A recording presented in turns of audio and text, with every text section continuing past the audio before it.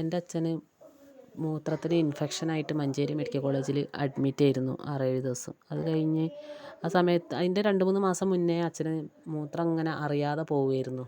അറിയാതെ പോവുക മാത്രമല്ല, കൂടുതലായിട്ട് പോയിട്ട് തൊണ്ടയിലും ചുണ്ടിലൊന്നും വെള്ളം ഉണ്ടാവില്ലായിരുന്നു. സംസാരിക്കാനൊക്കെ ബുദ്ധിമുട്ടായിരുന്നു. എപ്പോഴെപ്പോഴും വെള്ളം ഇങ്ങനെ കുടിച്ചുകൊണ്ടിരിക്കലായിരുന്നു.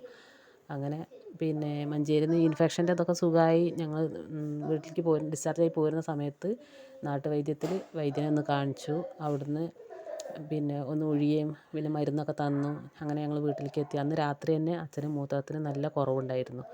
പിന്നെ പിറ്റേ ദിവസം വൈദ്യനെ വീട്ടിൽ കൊണ്ടുവന്ന് അച്ഛന് നടക്കാൻ കഴിയാത്തതുകൊണ്ട് വീട്ടിൽ കൊണ്ടുവന്നു ഉഴിഞ്ഞു. പിന്നെ നല്ല ഈ മൂത്രത്തിൻ്റെ അളവിൽ നല്ല കുറവുണ്ട്.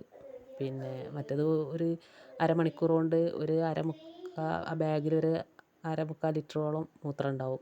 ഇപ്പോൾ ഒരു 250 മില്ലി ഏകദേശം ആ ഒരു കണക്കിനൊക്കെ വരുന്നുള്ളൂ.